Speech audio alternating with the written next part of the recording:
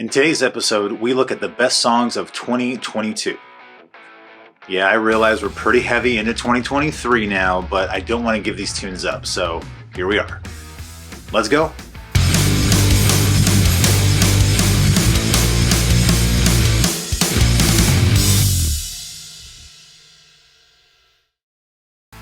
Internet, how the hell are you? Welcome back to episode 8 of Old Guy Rock Show. Today we're going to take a look at my favorite songs of 2022, and then I promise we're going to leave 2022 in the rear view as we ride into the sunset of 2023. It's just beginning. That makes no sense. At any rate, pinky swear, we're going to leave 2022 in the dust. I'm not going to waste any time explaining the hows and whys of how this list came to be, but I will say, since it took me so long to get the albums in the previous video in order, these are in no particular order. Okay, enough bullshit. Let's go.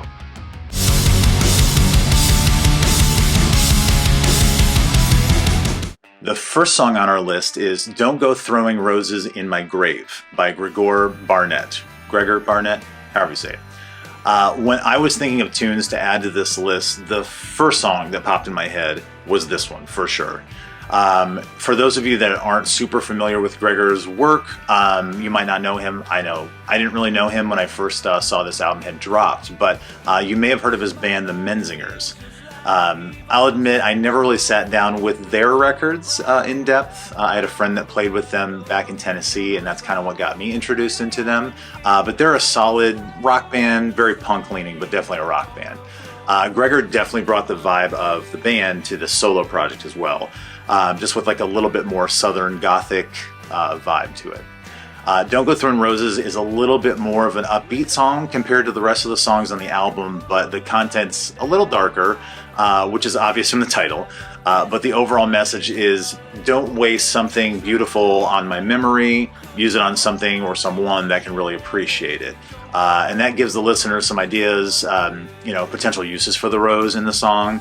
Save them for another lover that you wish to lie with since I'm no longer here. Put them in a pretty vase with every petal on display. This world I love but cannot stay, it's rules I didn't make, so don't go throwing roses in my grave. If that doesn't bring a little tear to your eye, I don't really know what will. This track is the title track to the album, and I think for a reason. And to top it all off, it was mixed and mastered by Will Yip. Love that dude's work. Couldn't ask for a better song, and cannot wait to see what this guy has in the works next. If you haven't seen episode 7, the previous episode, a little bit of a spoiler alert. This next artist is on the list of my top 10 albums from 2022 also. And this song is Early Morning Waiting by Alex G. Now, this is an artist I cannot wait to see at Bonnaroo this summer. I didn't really know too much about Alex G until this album dropped, to be honest, but I became an instant fan. All through 2022, I would listen to this album front to back, and this song specifically would just put me in a good mood if I felt shitty, to be honest. The composition is tight, the lyrics are easy to sing along to, it's in my range, so it's not going to complain to that either. The production of the song is crystal clear, and it really nestles every instrument into its appropriate pocket of the song, which is really cool. You can definitely hear how the different parts accompany the melody and carry that melody along. So super, super cool there. Just really cannot wait to see Alex play this song live. Over the last year, this next song has become one of my favorite tunes ever. According to Apple Music, with their little replay thing that they do at the end of the year, I listened to this song 51 times last year, which adds up to roughly 240 minutes of my life last year was spent with Psalm's Son of Winter.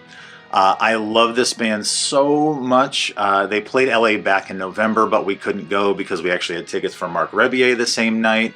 Sorry, Loop Daddy won that one, but definitely dying to see them play live sooner than later.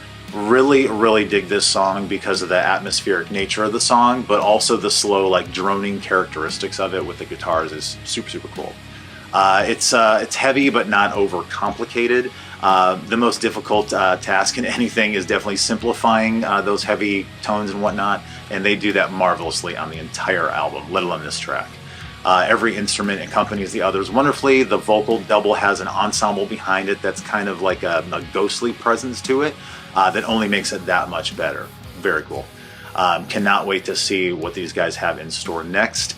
For all of our British and European folks, they are on tour over there, so if you get a chance, definitely go and check them out.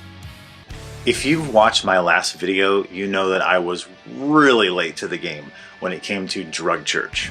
But their song Super Saturated is one of the main reasons that I've become a lifelong fan, for sure. Specifically, the lyrics in the chorus of the song, the chorus phrase, "the dirt under your nails, the proof that you've been here, let's add up your wrongs, a rabid mob to audit who you are pretty profound lyrics. Definitely the most profound lyrics that I heard last year. It's almost like the subject in the song is caught red-handed doing whatever they're doing. But people that have not lived through those hardships in their lives or their personal lives are just the first to throw stones. Life is all about perspective, and sometimes you have to have empathy for people whose view you can't see to understand where they're coming from, right? They wrap up the song with the lines, "You've got choices, suffer with interest, or float along with no consequence. I wish I could help, but I don't know myself." If asked to say, we're all trying to figure this shit that we call life out, and I might not be the best resource for you to figure it out. The idea is really hammered home when the lyrics state, "You feed your passions or follow them all as they die in the sun." It's funny, for being 2 minutes and 25 seconds long, this song has made a really big impact and kind of tweaked how I think about every encounter in my personal life. So life is all about perspective. And speaking of perspective, this next song is something that I rush to whenever I'm having a shitty day. Now, I completely butchered her name last year when I was talking about artists that I wanted to see at Bonnaroo in 2022. Her name is Joy Oladokun. Joy Oladokun. It's not that hard. And the song is Keeping the Light On. Now, when she played this song at Bonnaroo, I was crying like a fucking baby, man. It was heart-wrenching, but beautiful. Grown-ass man weeping like Niagara Falls. I was actually listening to this song while writing what I was going to say in this video, and I was also crying like a baby too. It's a positive song with a good message and admits that, keeping the light on ain't easy. Keeping the fight on for so long is hard to do. Trying to see the light in the dark after the horrible last few years that we've gone through. It's a good reminder that being good is free, and you don't really know what people are going through. They're good or bad to you. You don't know what they're going through. It's perspective again. When we saw Joy at Rue, she said her demographic was old white dudes, which I found hilarious. So I guess as a fellow old white dude, I'm in the right spot. Cannot wait to see what this one has in store on next singles, next albums. Her single with Chris Stapleton is amazing. The video's hilarious as well. Definitely check this song out. Now, my next pick is a jam band. I don't know what happened to me.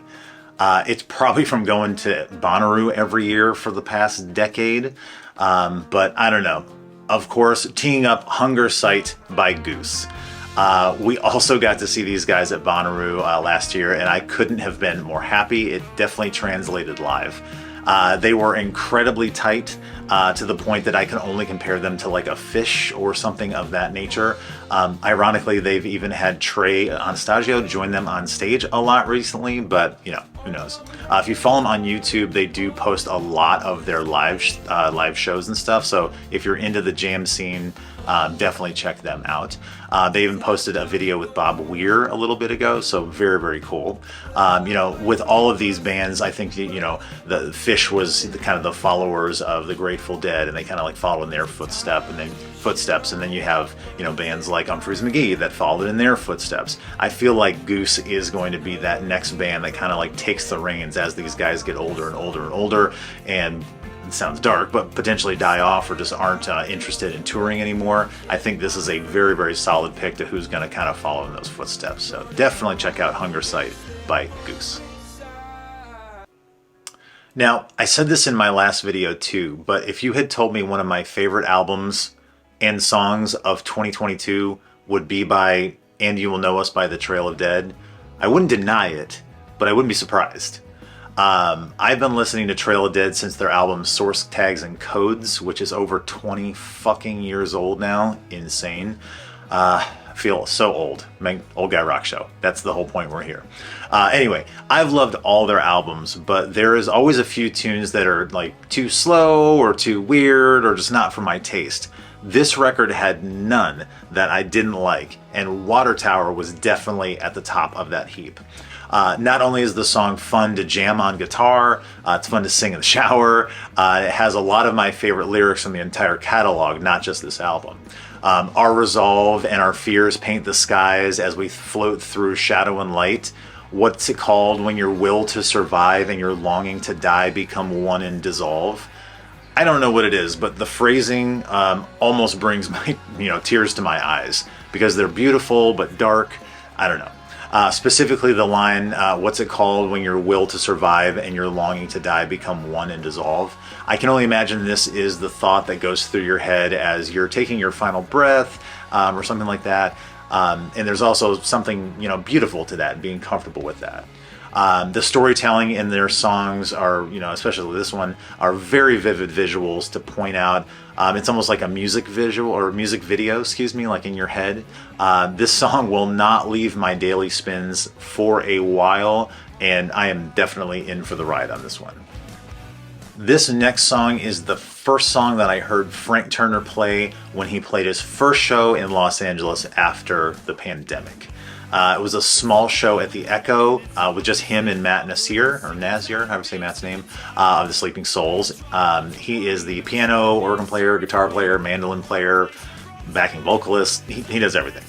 The show was acoustic. We were still masked up, and it was one of the best shows I've ever seen him perform at. And we've seen him a lot, of course. The song that I am talking about is definitely Haven't Been Doing So Well. I'm starting to see a theme with the songs that I'm picking for this list. This song is about perspective 2. It's about how Frank may seem fine on the outside, but he goes through the feelings he's going through, and it's riddled with fear, anxiety, and how he and we just need a fucking break after all we've been through at the beginning of 2022. We as a species have just been through a lot. Frank's just putting it all on the table. Leading into the first chorus, he states, "I've been messed up, stressed out, talking to myself again, locked up, left out, terrified of everything, wound up, found out, waiting around for something to give," which I think we can all find common ground with, of course. At the end of the chorus, he says, "So cut me some slack if I crawl back into my shell. I haven't been doing so well." I know I can definitely relate. I'm sure a lot of people can as well. Frank, can't wait to see you in SoCal in the fall. I think we got tickets to all 4 shows, so if you're going, crowd, not Frank, Frank should be going, definitely say hello to us. Cannot wait to see this man for one day, let alone 4 shows back to back, so very, very excited. And now for something completely different. The next song on this list is kind of a duh, if you know me. It is The Prowler by He Is Legend. As a longtime He Is Legend fan, I'm coming up on 20 years of listening to these guys too. Christ. The Prowler is awesome because in one song they give you a tour kind of their entire discography. It starts off super fast like a lot of their old catalog. Then the chorus goes into a chuggy halftime jam, which pairs nicely to Skylar's double ghost vocal. After a little tasty number on guitar in the bridge, transitions into kind of a doomy reprieve of the chorus, where Adam gets to show off some bendy lead stuff, and then climaxes to a chuggiest thing I've heard them write in a long time. If their catalog was re-recorded tomorrow and you put this tune up against any of the songs, their previous, releases, it would still be heavier, honestly. I would guess that this was an old song because it's so heavy, or maybe they're just trying to talk to that old version of the band. Then it goes into Lifeless Lemonade, which might have the heaviest intro they've ever written, which is also insane. But that's the reason I keep coming back to these guys. Truly my favorite. Can't wait to see you guys again. As I asked in the previous video, please come back to California. I haven't seen you in like a year, and I'm crying because it's been too long. So that is The Prowler by He Is Legend. And rounding out my list of my favorite songs of 2022 is IDK God by Karuk. Now, in glaring contrast to He Is Legend, this song is simply Karuk singing over an acoustic guitar, has the occasional drum beat in the background, nothing fancy. The song is on the list because it's funny and has some of the best song lyrics, in my opinion, of last year. The concept's pretty simple. Karuk is just sitting down with God and asking questions about life. Like, why do dogs only live a short lifespan compared to ours? Or why people get cancer? Karuk wants to simply sit down, talk to God, buy her a beer, and ask her why we're here. But she can't because she doesn't know God. I love this song because, as simple of a song as it is, you see Karuk's songwriting strengths, really come to kind of fashion here. Sometimes life just flows out of people, I guess. Apparently her show at the Troubadour in April is sold out, so if anyone has tickets, let your boy know. Wink, wink. Well, gang, that's my list. One honorable mention, though. My top record of 2021 was Era's self-titled, but the deluxe version came out in 2022 and has one of my favorite covers on it. Era covered Heresy by Nine Inch Nails, which is already an awesome song, but with the Era sauce on it, just takes it to a totally different level and totally different form. Nine Inch Nails was the best concert I went to in 2022, and this is the best cover of 2022. It's just a fucking sign. So please, if you like heavy music, don't sell yourself short. Go listen to this cover. And with that, now the list is complete. Thank you for sticking with me until the end. Super happy to have 2 episodes out already in 2023, but we're just getting started. Please, if you want to stick with us, hit the subscribe button, like bell, etc. I also love when people give songs that I've missed in the comments. I'm only one dude, so I'm sure there's tons of songs that I missed. Please let me know what your favorites were. And with that, thanks again for tuning in, and I will catch you in the next one, y'all. Peace.